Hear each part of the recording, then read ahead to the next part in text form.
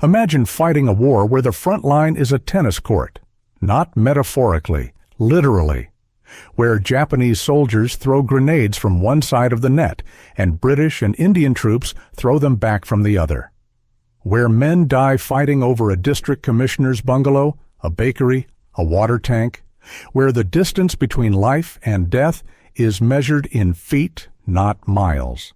This isn't a scene from a Hollywood movie. This is the Battle of Kohima, April to June 1944, and you've probably never heard of it. While the world watched D-Day unfold on the beaches of Normandy, another battle raged in the mountains of northeast India.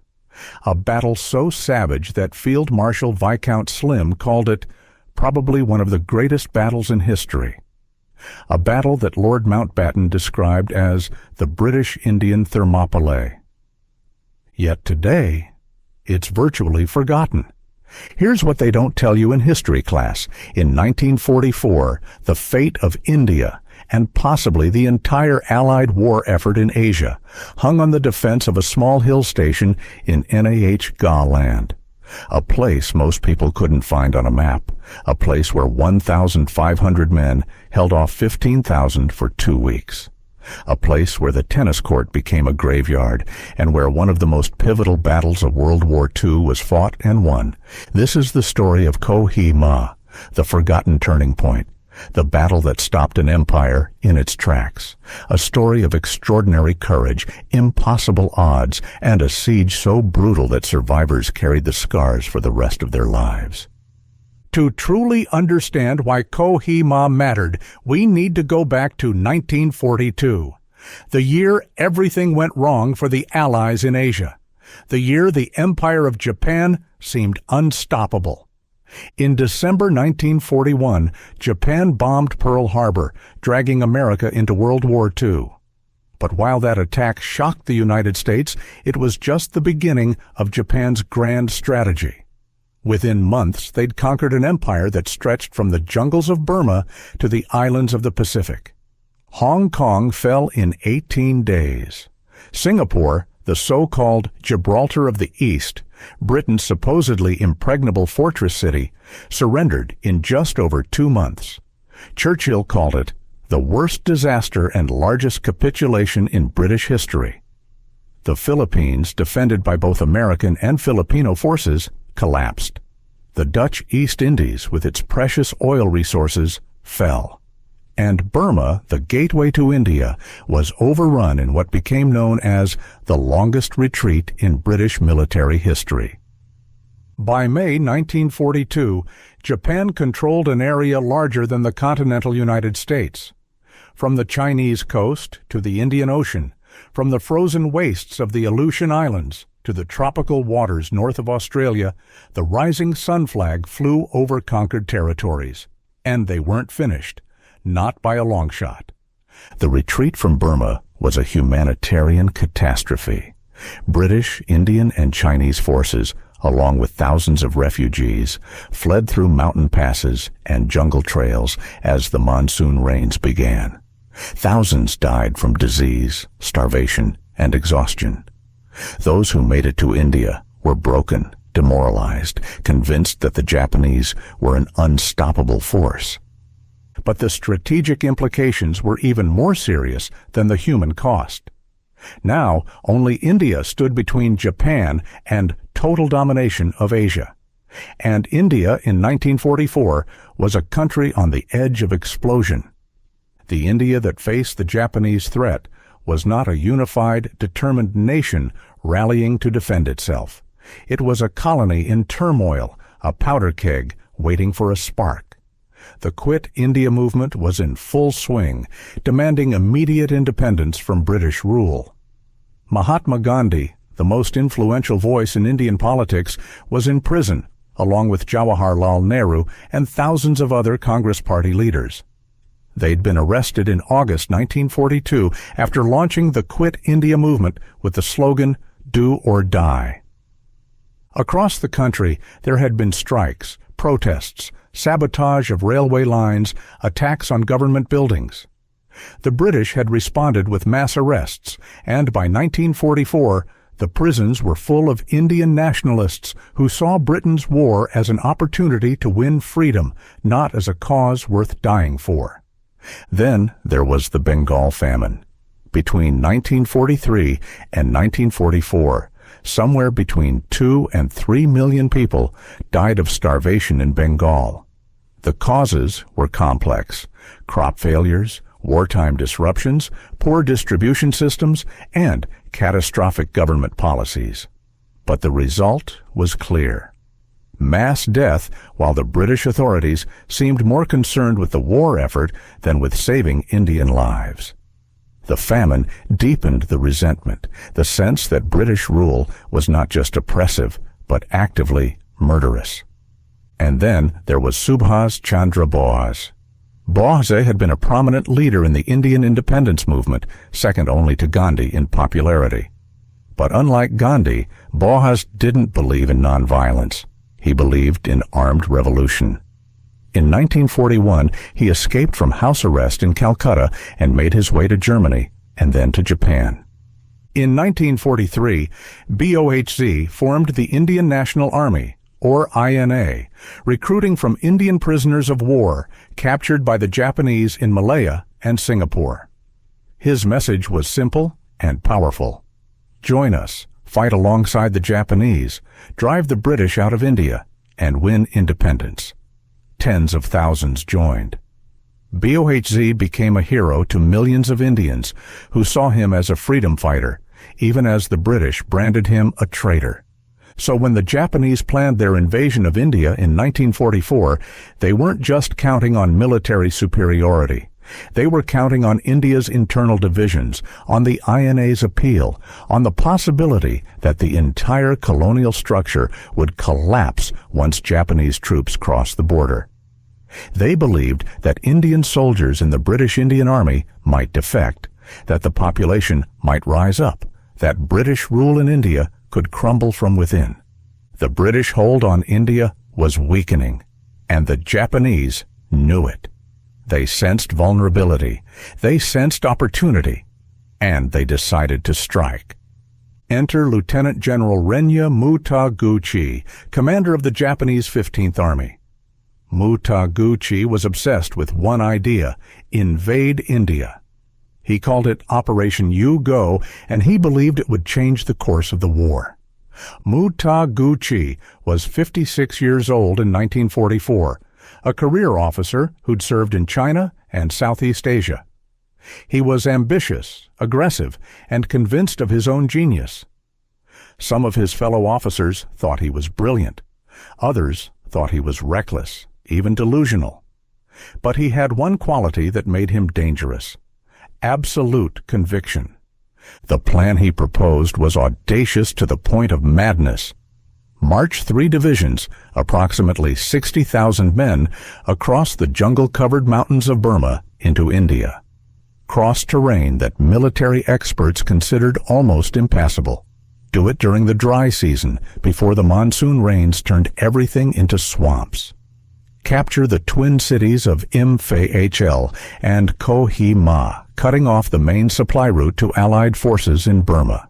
Once those fell, sweep down into the plains of Bengal, link up with BOHZ's Indian National Army, and watch as British rule collapsed. Mutaguchi's superiors were skeptical, and with good reason. The terrain was brutal. The Chin Hills and Nahga Hills were covered in dense jungle, crisscrossed by mountains reaching over 8,000 feet. There were almost no roads. Rivers had to be forded. It rained constantly during the monsoon season. Even in the dry season, it was punishing terrain. The supply lines would be impossible to maintain. The nearest Japanese supply base was hundreds of miles away. There was no railway. Everything would have to be brought forward by truck over dirt tracks that would dissolve in the first monsoon rain, or carried by pack animals and coolies through the mountains. But Mutaguchi had an answer to every objection. His men would carry supplies for 3 weeks. After that, they would resupply from captured Allied stores. He called it living off the land, or, more bluntly, the Genghis Khan method: referring to the Mongol strategy of foraging and looting as they advanced. His logistics officer later called it the most stupid operation of the war. The Japanese high command was divided. Some thought it was brilliant and bold, others thought it was suicide. But Mu-ta-gu-chi was persistent, and he had powerful backers. Eventually, grudgingly, they approved Operation Yugo. The invasion was scheduled for March 1944. On March 8, 1944, Operation Yugo began.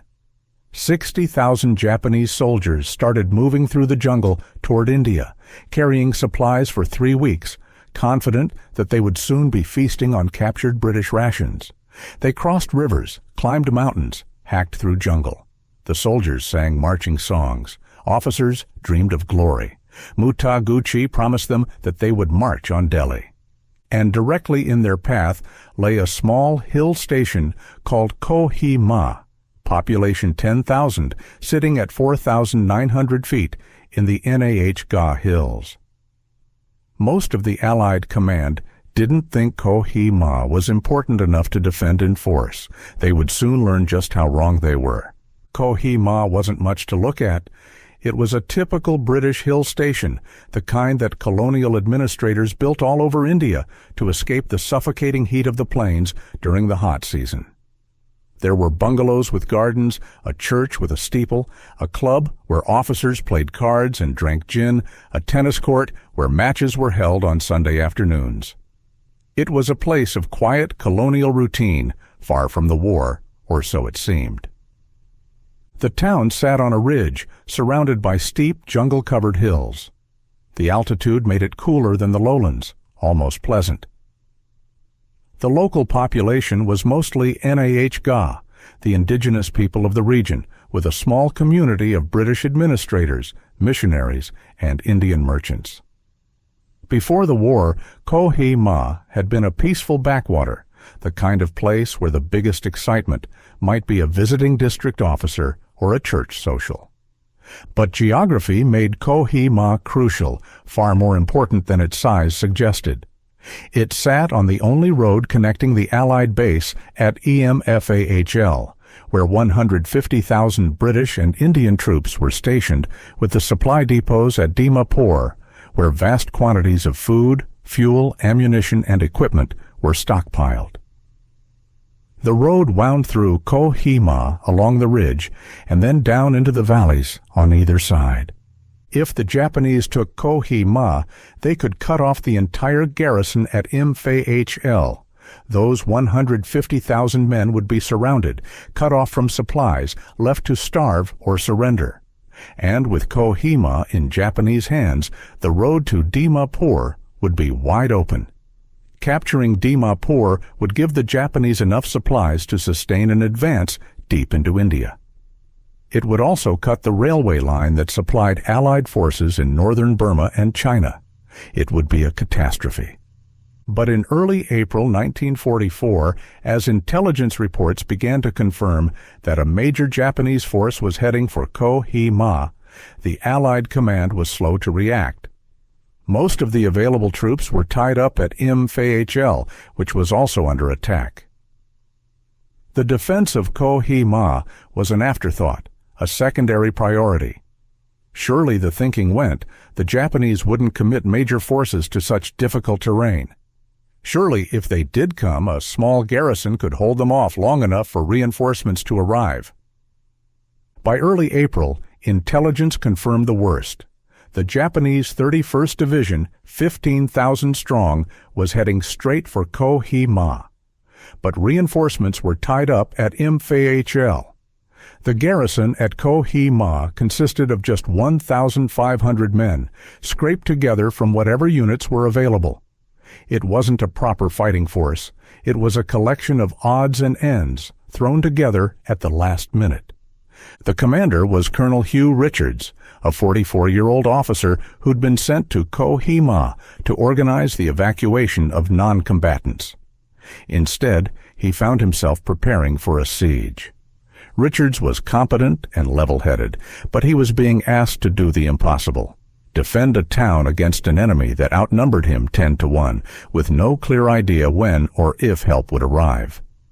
His force was a mixture: the Assam Regiment, a territorial unit that had never seen combat; the Assam Rifles, paramilitary police more used to dealing with smugglers than soldiers; the Burma Regiment, made up of troops who'd already been driven out of Burma once; convalescent soldiers from the hospital; clerks, cooks, drivers, anyone who could hold a rifle. There were Gurkha soldiers, renowned for their fighting ability, but not many of them. There were British troops from the Royal West Kents, professional soldiers, but only a few companies. They weren't a proper fighting unit. They were what you had when there was nothing else. Richards knew the town itself was indefensible, too spread out, too many buildings, too much open ground. So he concentrated his forces on a small area called Garrison Hill, a ridge on the eastern edge of town that commanded the road. If the Japanese wanted to get to Dimapur, they'd have to go through Garrison Hill. The men began digging. They dug trenches, built bunkers, filled sandbags, strung barbed wire. They fortified the district commissioner's bungalow, a large colonial house that sat on the highest point of the ridge.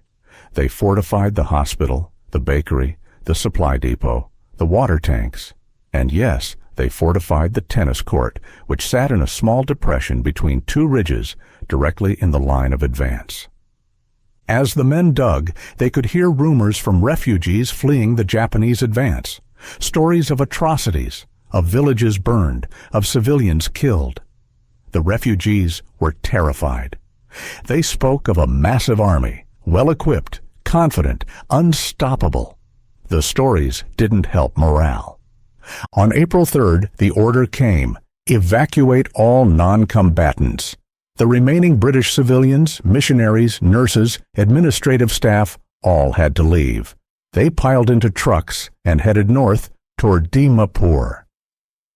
Kohima became a ghost town, except for the 1,500 men who stayed behind to defend it. On April 4th, Japanese scouts were spotted on the hills surrounding Kohima. The enemy was here. The next day, April 5th, the battle began. The Japanese 31st Division, 15,000 strong, reached the outskirts of Kohima, expecting light resistance. They expected to take the town in a day or two, brush aside whatever token force the British had left behind, and push on to Dimapur. What they found was something very different. The battle began with artillery fire. Japanese guns opened up on Garrison Hill, shells crashing down on the defensive positions. Then came the infantry, advancing in waves, trying to overwhelm the defenders with sheer numbers. But the defenders held, rifles cracked, machine guns chattered, grenades exploded. The first Japanese assault was beaten back, but it was only the beginning. The Japanese immediately surrounded Kohima, cutting it off completely from the outside world. No supplies could get in, no reinforcements could arrive. The garrison was on its own. The defenders withdrew to a tiny perimeter on Garrison Hill, an area roughly 400 yards by 600 yards. That's about the size of 6 football fields. Within that tiny space, 1,500 men would have to hold off 15,000 for as long as they could. Within that perimeter were several key positions. There was the district commissioner's bungalow, a large 2-story colonial house with verandas and a garden, now turned into a fortress. There was the hospital, filled with wounded men who couldn't be evacuated. There was the bakery, essential for making what little bread the garrison could still produce. There was the water supply detail, a collection of tanks that held the garrison's only source of drinking water. And there was the tennis court. The tennis court sat in a depression between 2 ridges. The British and Indian troops held one side, dug into trenches along the edge. The Japanese held the other side, similarly entrenched. The distance between them? About 40 yards. Close enough to throw grenades. Close enough to hear the enemy talking. Close enough to smell their cooking fires. It was the closest, most intimate kind of warfare imaginable. Let me paint you a picture of what the siege was like. what it meant to be trapped on Garrison Hill in April 1944. You're surrounded on all sides by an enemy that outnumbers you 10 to 1. You can see them on the hills around you, moving through the trees, setting up machine gun positions, digging their own trenches. Every position you hold is under constant fire. Japanese snipers watch every movement. If you stand up, if you show yourself for even a moment, a bullet might find you. Artillery shells crash down randomly day and night, giving you no rest, no peace. You never know when the next shell will land, whether it will land on you. At night, the Japanese attack. They don't do it quietly. They scream as they charge, a terrifying sound in the darkness. Banzai! Banzai! They come in waves, dozens of men at a time, and you fight them off with rifles, machine guns, grenades, bayonets, anything you have. Sometimes they get into your trenches and you fight hand to hand, grappling in the dark, killing with knives and entrenching tools. When dawn comes, you count the bodies in front of your position and you realize you have to do it all over again the next night. There's no place to bury the dead, so bodies pile up in the tropical heat. Your friends, your comrades, the men you were joking with yesterday, they lie where they fell. The smell is overwhelming, a sickly sweet stench that permeates everything, gets into your clothes, your hair, your lungs. You can't escape it. The flies are everywhere, thick black clouds of them, feeding on the corpses and then landing on your food. The wounded lie in trenches and shell holes, exposed to fire, crying for water, for morphine, for their mothers. But the medical supplies are running out. The doctors and medics do what they can, but there's not enough of anything. Men die of wounds that would be survivable in a proper hospital. They die slowly, in agony, and there's nothing you can do except hold their hand and tell them it will be all right, even though you both know it won't be. Water is running out. The Japanese control most of the water supply. You're rationed to a cup a day, maybe less. In the heat, you're desperately thirsty all the time, your mouth dry, your lips cracked. When it rains, you try to catch the water in your helmet, in tin cans, in anything that will hold liquid. You drink it warm and muddy, and you're grateful for it. Food is down to a handful of rice and a biscuit per day. Your stomach gnaws at you constantly. You're always hungry, always weak. You can feel yourself getting thinner, weaker, as the days drag on. Some men are so malnourished they can barely lift their rifles. You haven't slept in days, not really. You catch a few minutes here and there, curled up in a trench, one eye always open, one hand always on your weapon. But you never rest, not truly. Even when you close your eyes, you're listening for the sound of the next attack, the next shell, the next crisis. Malaria and dysentery are rampant. Men are sick, shivering with fever, racked with cramps, too weak to fight, but with no way to evacuate. The latrines are overflowing. The smell of human waste mixes with the smell of death and cordite and sweat. It's hell on earth.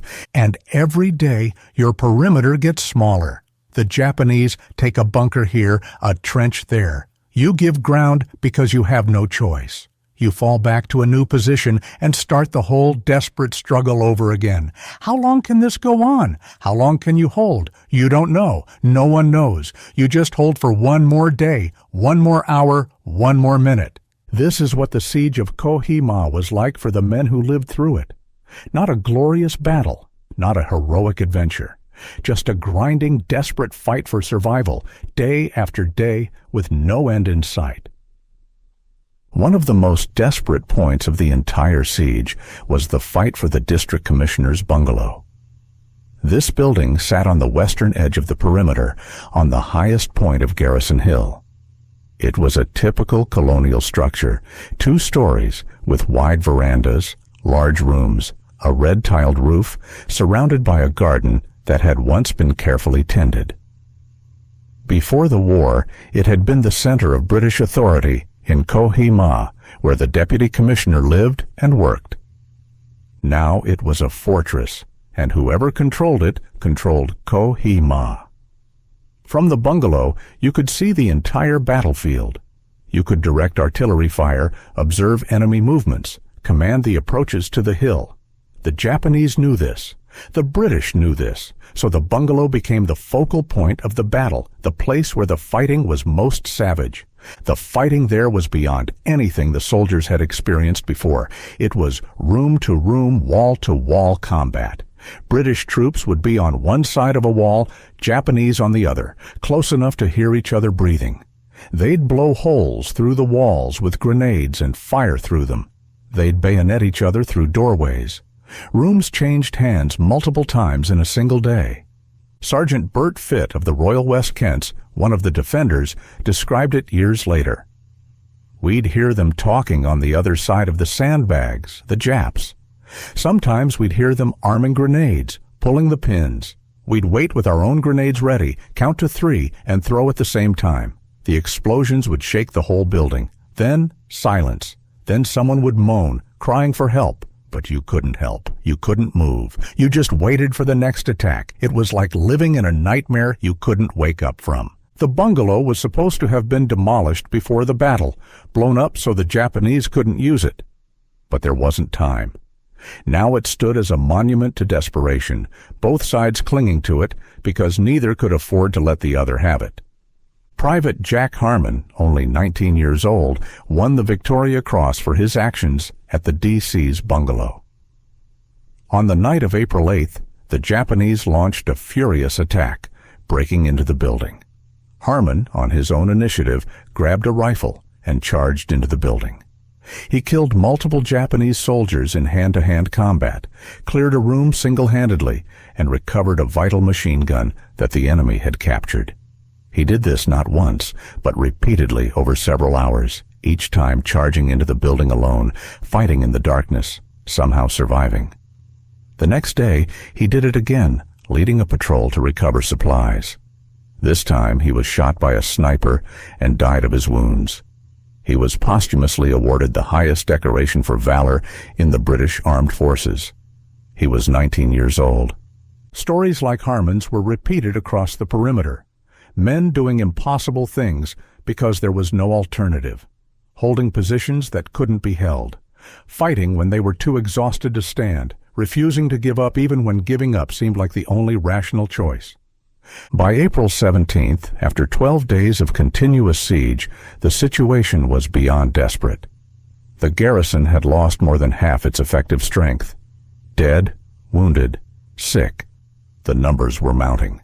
Ammunition was nearly exhausted. Food was almost gone. The Japanese had taken several key positions. The perimeter had shrunk to almost nothing. Men were fighting from the ruins of the bungalow, from shell holes, from improvised positions thrown together from rubble and corpses. Colonel Richards sent a message to headquarters. Situation critical. If not relieved soon, we'll be forced to surrender. It was a stark admission. The garrison was finished. They'd done everything humanly possible, and it wasn't enough.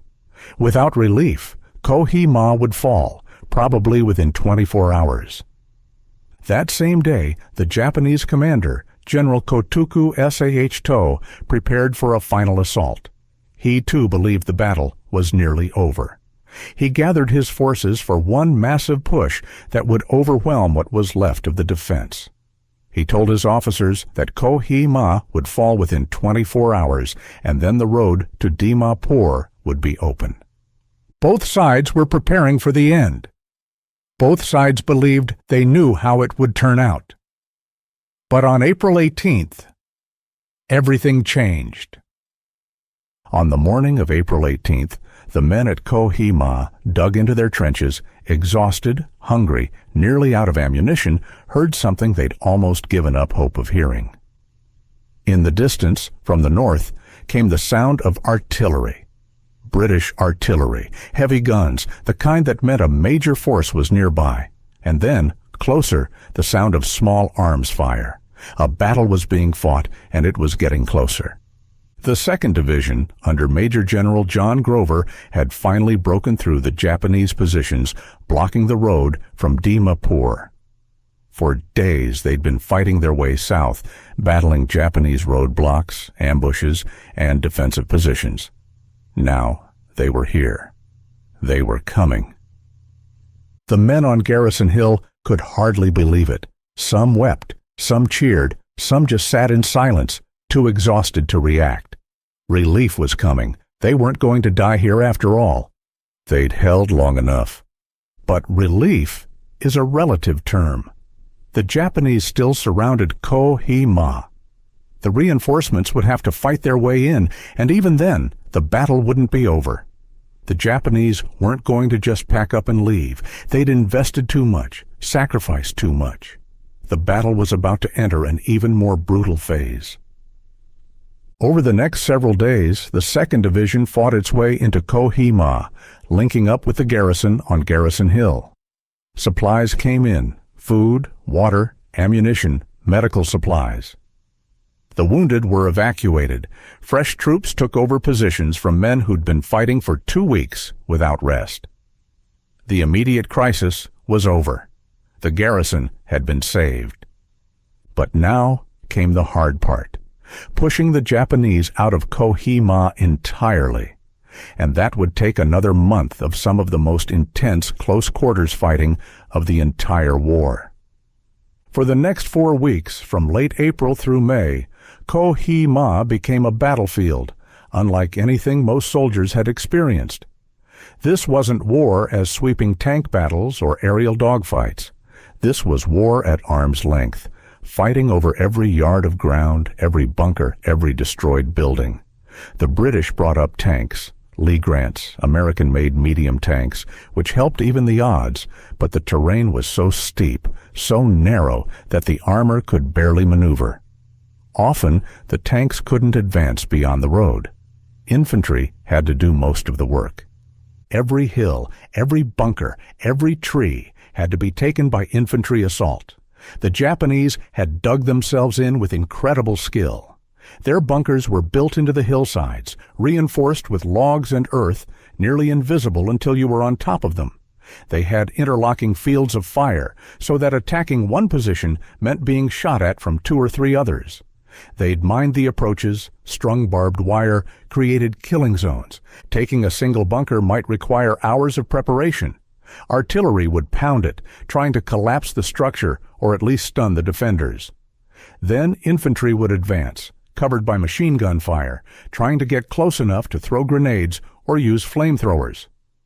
Often they'd be driven back by withering fire. They'd try again and again. Sometimes it took days to advance 50 yards, and the Japanese fought to the death. This is not an exaggeration. Japanese soldiers rarely surrendered. It was considered dishonorable, shameful, a betrayal of the emperor. When a position became untenable, when retreat was impossible, they would launch a final banzai charge, screaming as they rushed forward with fixed bayonets, seeking to kill as many enemies as possible before being killed themselves. If that wasn't possible, they'd commit suicide, often with grenades, blowing themselves up rather than be captured. This made the fighting exceptionally brutal. There was no quarter asked or given. Every position had to be fought for to the last man. The British and Indian troops learned quickly that clearing a bunker meant killing everyone inside. There would be no surrender, no negotiation. It was kill or be killed. The fighting over the tennis court exemplifies everything about the Battle of Kohima. For 2 weeks in late April and early May, that tennis court, a flat rectangle about 80 feet by 36 feet, was no man's land. Bodies from both sides lay scattered across it, some draped over the remains of the tennis net, which somehow still stood. Neither side could retrieve their dead because snipers covered every inch of the court. The bodies lay there in the sun, decomposing, a grotesque reminder of the cost of this battle. The tennis court had become a symbol. It represented the entire battle, small, confined, intimate, desperate. If you could take the tennis court, you could break the Japanese hold on Garrison Hill. But taking it meant crossing open ground under fire, assaulting prepared positions on the far side, and clearing out Japanese soldiers who would rather die than yield. On May 4th, the Dorsetshire Regiment, fresh troops who'd just arrived as part of the relief force, were ordered to take the tennis court. This was their introduction to the battle. They'd trained in England, traveled halfway around the world, and now they were being told to assault across a tennis court. It must have seemed surreal.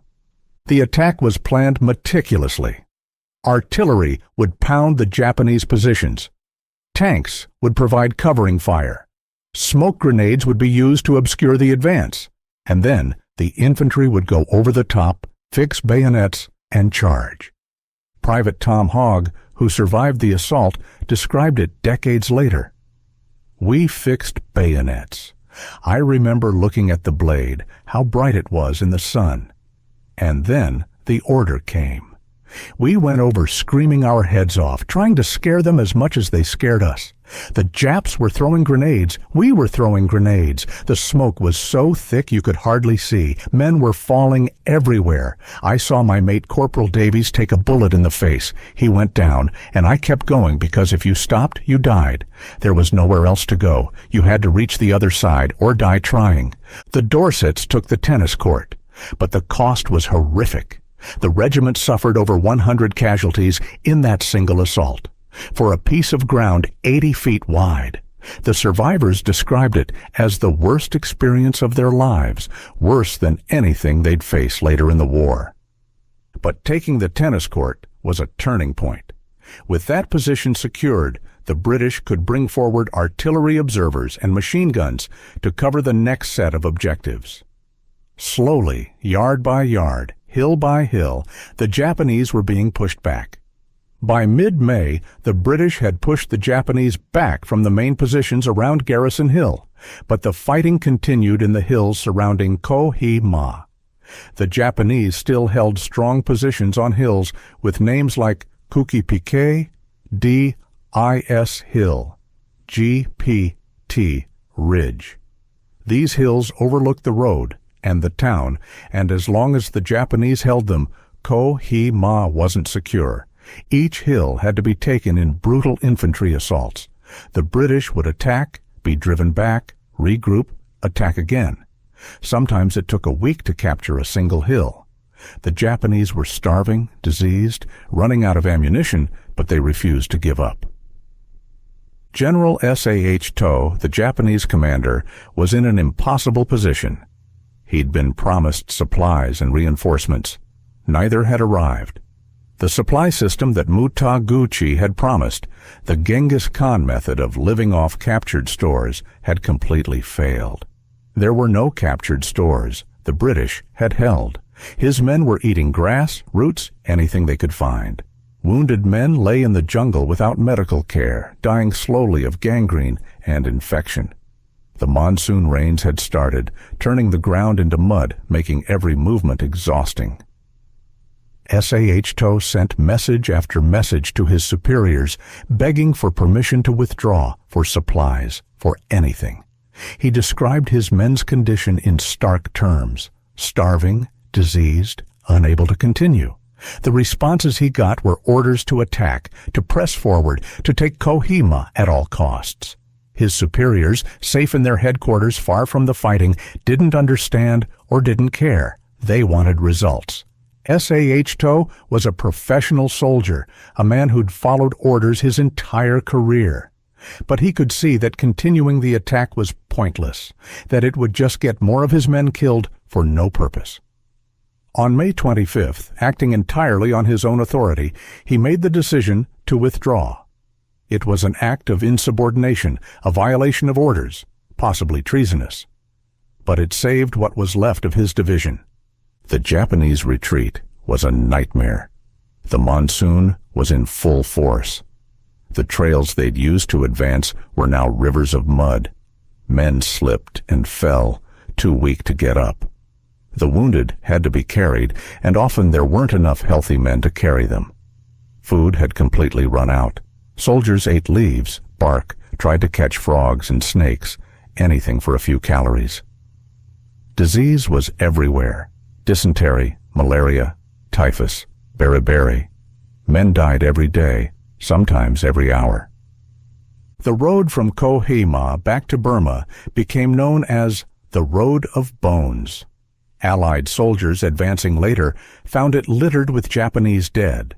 Skeletons still in uniform, still clutching rifles, some still in defensive positions facing India, as if they'd died trying to will themselves forward one more time. Of the 15,000 men of the Japanese 31st Division who'd attacked Kohima in April, only about 4,000 made it back to Burma in anything resembling fighting condition.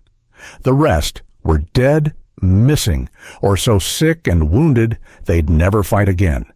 It was one of the worst defeats in Japanese military history.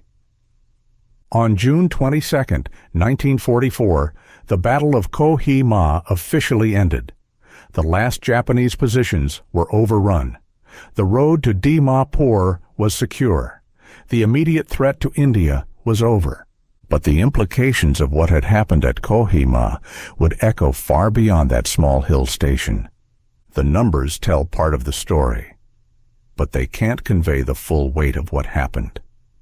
In the combined battles of Kohima and invade, which were really two parts of the same Japanese offensive, the Japanese suffered catastrophic losses. More than 50,000 men, dead, wounded, or missing out of the 85,000 who'd started the operation. It was Japan's worst defeat on land up to that point in the war. British and Indian casualties were heavy too.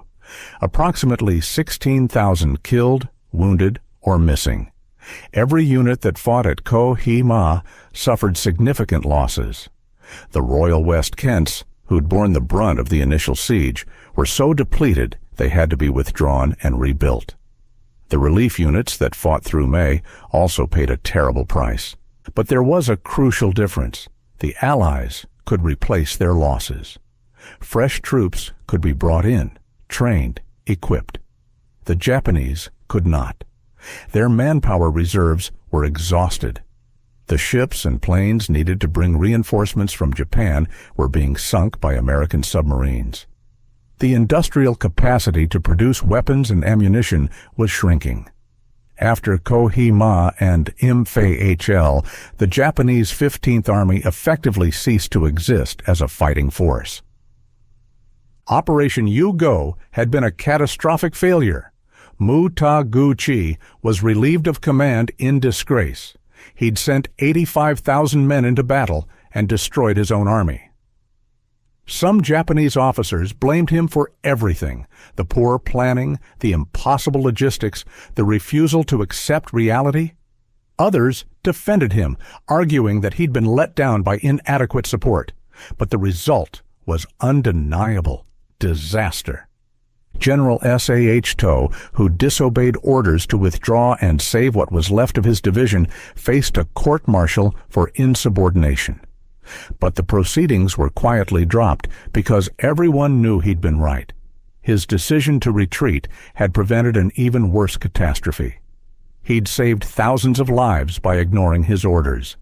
In the twisted logic of military bureaucracy, he was both a hero and a criminal. The invasion of India was finished, permanently. The Japanese would never again threaten Indian territory. More than that, the myth of Japanese invincibility, already damaged at Midway and Guadalcanal in the Pacific, was shattered completely in Burma. Japanese soldiers could be beaten. Their supposedly fanatical determination wasn't enough to overcome superior logistics, firepower, and the determination of Allied troops who'd learned how to fight in the jungle. But the human cost went far beyond the casualty statistics. The psychological wounds were deep and lasting. For the Japanese soldiers who survived, the retreat from Kohima was a trauma that many never recovered from. They'd been promised victory and glory. They'd been told they were invincible.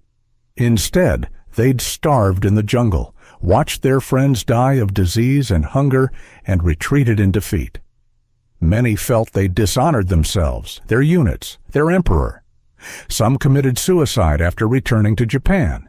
Others lived with survivor's guilt for the rest of their lives. For the defenders of Kohima, the trauma was equally profound, but different. They'd survived something that most people couldn't even imagine. The intensity of the fighting, the closeness of it, the weeks of living among corpses and filth, of constant fear and exhaustion, it marked them permanently.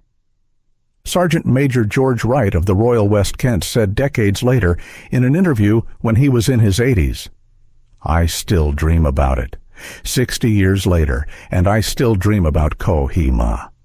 I'm back there on Garrison Hill in my trench, and they're coming again. I can hear them screaming, and I know I have to fight, but I'm so tired, and then I wake up sweating, and for a moment I don't know where I am. You never really leave Kohima.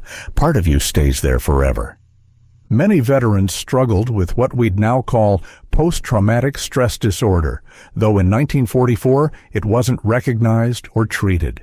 They had nightmares, flashbacks, survivor's guilt. They struggled to readjust to civilian life after the war. How do you go back to a normal job, a normal life, when you've experienced something like Kohima? Some couldn't talk about it. The memories were too painful, too raw. They bottled it up inside and suffered in silence. Others talked about it constantly, trying to make sense of what they'd been through, trying to find meaning in the chaos. Their families often didn't understand. How could they? You'd have to have been there. One of the most remarkable and often overlooked aspects of the Battle of Kohima was the role of the NAH people, the indigenous inhabitants of the region. The NAH had no particular love for British colonial rule. They'd been conquered and subjugated like the rest of India. They had their own language, culture, and traditions that the British had often tried to suppress or change. By rights, they might have been neutral or even sympathetic to the Japanese. But the Nagas saw what the Japanese did in the villages they occupied. They saw the brutality, the casual violence, the rape and murder of civilians.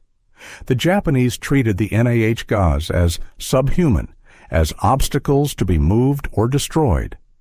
The British, for all their faults, had at least established a system of law, a semblance of protection. The Japanese offered only terror. So the Nagas chose sides. They chose the British, not out of love, but out of calculation and survival. And their contribution to the battle was absolutely crucial. NAH scouts guided British patrols through the jungle. They knew every trail, every stream, every village. They could move silently through terrain that British soldiers found nearly impassable. They provided intelligence on Japanese positions, movements, and strength. Without NAH scouts, the British would have been fighting blind. NAH porters carried supplies up impossible mountain paths, loads that would break a soldier's back over and over again. They carried ammunition to forward positions, food to besieged units, wounded men back to medical stations. They did this under fire, at great personal risk, for little more than token payment. NAH villagers provided food to Allied troops, even when it meant going hungry themselves. They hid wounded British soldiers in their villages, risking brutal reprisals if the Japanese found out. Some villages were destroyed, their inhabitants killed because they'd helped the British. They paid a terrible price for their loyalty. Charles Pawsey, the deputy commissioner of Kohima, who'd stayed with his people throughout the battle, wrote in his diary, "The NAH loyalty and courage were beyond praise. They risked everything to help us, asking nothing in return except that we remember them when the war is over. I hope we do. I fear we won't." His fear was justified. After the war, after India gained independence, the NAHS found themselves part of India, a country they'd never asked to join. Their assistance to the British during the war was largely forgotten. The promises made to them were not kept. The NAHA independence movement would struggle for decades, fighting for recognition and autonomy with limited success. But in 1944 at Kohima, the Nagas were heroes. Without them, the battle might have been lost. By the end of June 1944, as the last Japanese forces retreated across the Chindwin River back into Burma, The strategic situation in Asia had fundamentally changed. The Japanese were no longer on the offensive. They were retreating, desperately trying to hold what they still controlled, knowing that the Allies were coming. The Battle of Kohima, combined with the Battle of invade and the broader Burma campaign, marked the beginning of the end for Japanese forces in Southeast Asia. Over the next year, British, Indian, and Chinese forces would push deeper into Burma, recapturing territory, destroying Japanese units, and eventually liberating the entire country. The Burma Road would be reopened, allowing supplies to flow to China. The Japanese position in Asia would collapse. But all of that started at Kohima. Kohima was the turning point, the place where the Japanese advance was stopped and thrown back. Everything that came after flowed from what happened on that tennis court, in that bungalow, on that ridge in April and May 1944. So why is Kohima forgotten? Why do so few people know about one of the most important battles of World War II?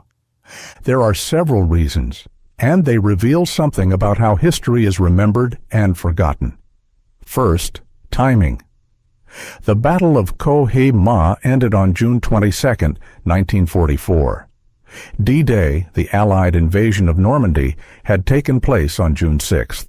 For 3 weeks, the world's attention was focused on France, on the dramatic landings on the beaches, on the liberation of Western Europe. Newsreels showed American, British, and Canadian troops storming ashore. Newspapers devoted pages to the progress of the invasion. Radio broadcasts brought the story into every home. Kohima was happening at the same time, but it was far away, in a remote corner of the world that most people in Britain or America couldn't find on a map. There were no cameras at Kohima, no journalists embedded with the troops. The stories came out weeks or months later in dry military communiques. By then, the public had moved on to other battles, other stories. The Normandy invasion became the defining moment of the war in the West.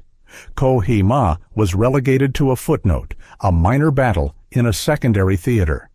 But in terms of strategic importance, in terms of what was at stake, Kohima was every bit as crucial as D-Day. Second, politics. After the war, after India gained independence in 1947, the relationship between Britain and India became complicated. The war years were a painful period for both countries. For Britain, it was a reminder of imperial overreach, of a crumbling empire held together by force. For India, it was a reminder of colonialism, of being forced to fight in a war that many Indians saw as Britain's war, not theirs. The British didn't want to dwell on battles fought to defend imperial possessions. It reminded people of empire, at a time when empire was ending. The Indian nationalists didn't want to celebrate battles fought under British command, even though Indian soldiers had done most of the fighting and dying. It was complicated. And then there was Subhas Chandra Bose and the Indian National Army. Bose had fought on the wrong side, allied with the Japanese, but he was a hero to millions of Indians who saw him as a freedom fighter.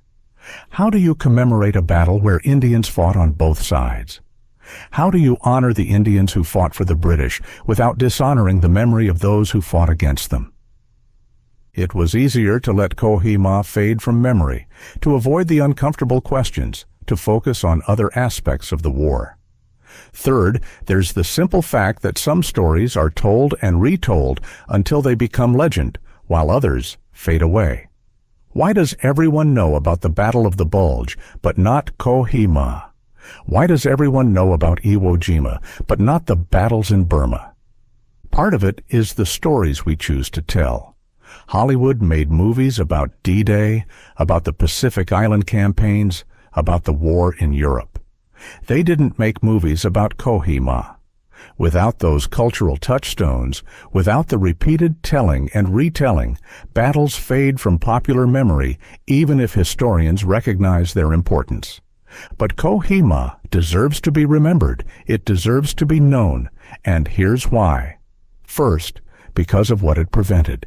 Think about what would have happened if Kohima had fallen, if the 1,500 men on Garrison Hill had broken, if the Japanese had taken Dimapur and swept into Bengal. India in 1944 was already on the edge of chaos.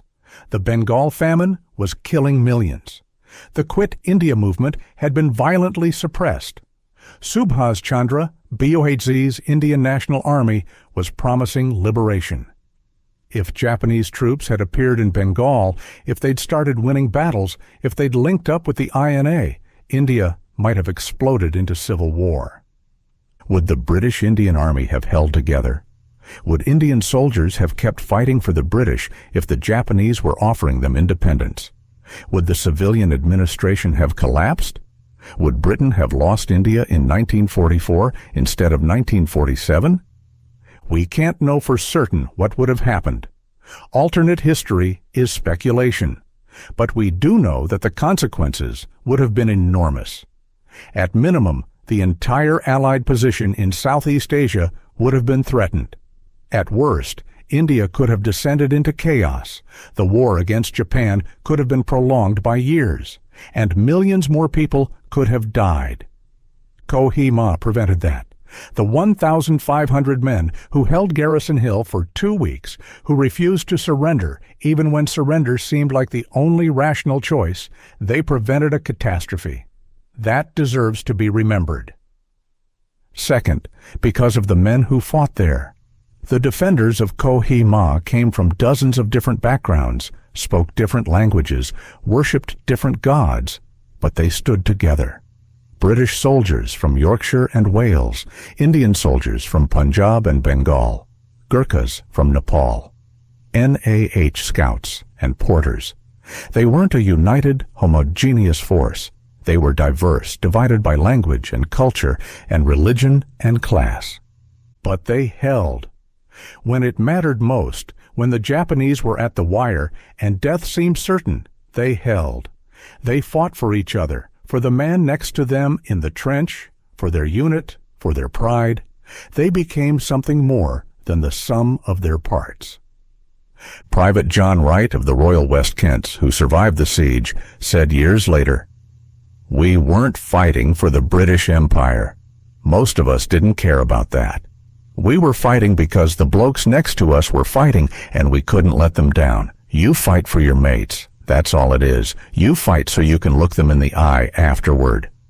That's worth remembering. That human bond, that refusal to give up on each other, that matters.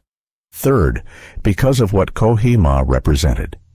It was one of the last battles where the British Indian Army fought together as one force. Within 3 years, India would be independent. The British would be gone. The Indian Army would be divided between India and Pakistan, split along religious and national lines. The units that fought together at Kohima would become part of different countries, former comrades separated by new borders. Kohima was the end of an era. It was the last gasp of the British Raj, the last time British and Indian soldiers would fight side by side in a shared cause. After Kohima, everything changed. Empires fell, new nations rose, the world was remade. Kohima deserves to be remembered as a monument to that moment of transition, a reminder of what was and what was about to be. Today, if you visit Kohima, you'll find a cemetery on Garrison Hill. It's beautifully maintained by the Commonwealth War Graves Commission, an organization that tends to the graves of Commonwealth soldiers worldwide. White headstones stand in neat rows, each one marking a grave, each one carrying a name, a rank, a unit, a date. The grass is perfectly trimmed. Flowering trees provide shade. It's peaceful, quiet, dignified. The cemetery contains graves from many nations. British soldiers from England, Scotland, Wales, Indian soldiers from across the subcontinent, soldiers from Nepal, from East Africa, from all corners of the former empire. They lie together here, united in death as they were in battle. At the center of the cemetery is a memorial cross, and at the base of the cross is an inscription.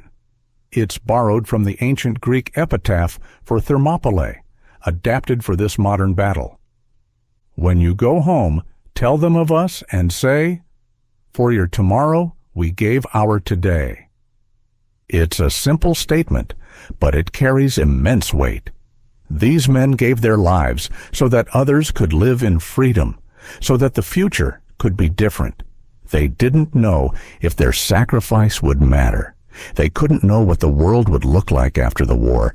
They just knew that they had to fight, had to hold, had to do their duty. For your tomorrow, we gave our today. It's one of the most moving war memorials in the world. The comparison to Thermopylae is fitting. Like Thermopylae, Kohima was a small force holding a narrow pass against a vast army. Like Thermopylae, it became a symbol of courage against overwhelming odds. Like Thermopylae, the defenders knew they might die, but chose to stand anyway. But unlike Thermopylae, the defenders of Kohima won. They held long enough for relief to arrive. They stopped the invasion. They changed the course of the war. Thermopylae was a glorious defeat. Kohima was a hard-won victory. The British erected one other memorial at Kohima, a stone marker at the tennis court. The tennis court has been rebuilt since the war, restored to something like its original appearance. It's used again for tennis matches, just as it was before 1944. But the memorial remains, a simple stone marker with a bronze plaque. The inscription reads, "Here, on what was the tennis court of the Deputy Commissioner's bungalow, men of the 2nd Division and attached troops fought and died to stem the tide of Japanese aggression. They fought hand to hand, day and night, for 64 days. Their sacrifice and courage will never be forgotten." 64 days, over a tennis court. Think about that. 64 days of continuous combat over a piece of ground 80 feet by 36 feet.